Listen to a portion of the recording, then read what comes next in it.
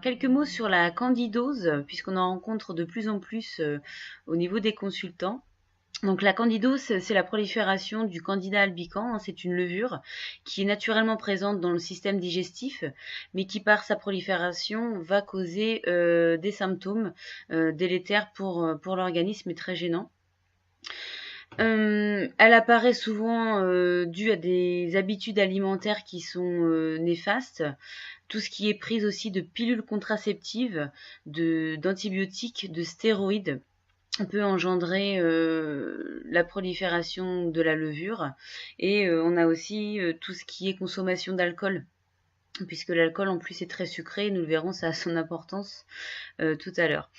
Les symptômes les plus récurrents de la candidose, ça va être tout ce qui est troubles digestifs. Donc dans les troubles digestifs, on va retrouver les constipations, les diarrhées, les ballonnements, les douleurs abdominales qui sont quand même assez présentes.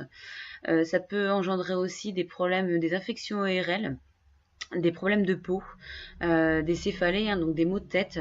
Et puis au fur et à mesure, ça va vraiment engendrer une fatigue chez le patient très prononcée et de plus en plus prononcée au fur et à mesure que la levure évolue. Et on va arriver aussi sur des mycoses à répétition. Et le plus grand, on va dire le symptôme, le repère, c'est des fringales de sucre. En fait, vraiment des envies de sucre. Pourquoi?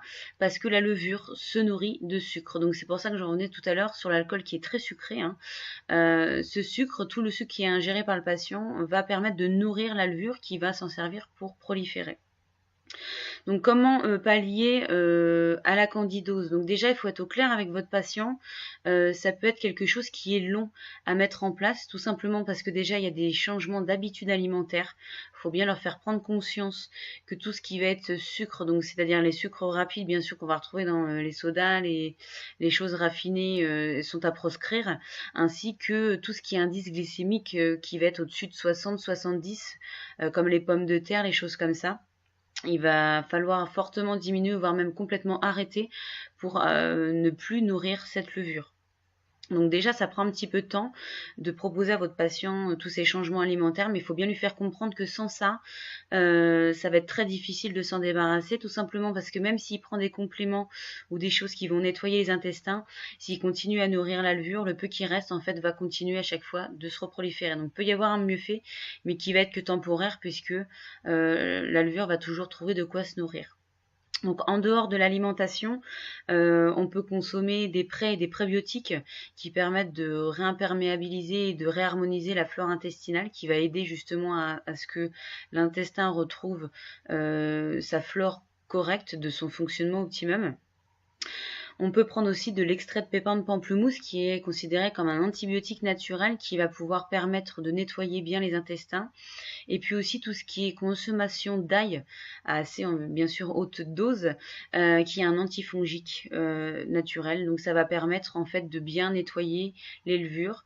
Et une fois que les changements d'habitude alimentaire sont opérés, donc on va pouvoir proposer à la place autre chose pour pallier à ces envies de sucre. Parce que d'un autre côté, on va aussi être sur des patients qui sont très fatigués, qui ont une énergie vitale qui est amoindrie. Donc il va falloir revitaliser par l'alimentation justement. On va leur proposer plutôt des graines, des choses comme ça pour les envies de grignotage parce qu'elles sont assez intenses. Donc voilà, leur dire que ça va être transitoire, juste le temps que la bactérie s'en aille, ça va être un petit peu difficile, mais de bien leur faire comprendre qu'il faut qu'ils retrouvent de l'énergie et qu'ils arrêtent de nourrir cette bactérie qui les fatigue. Donc voilà.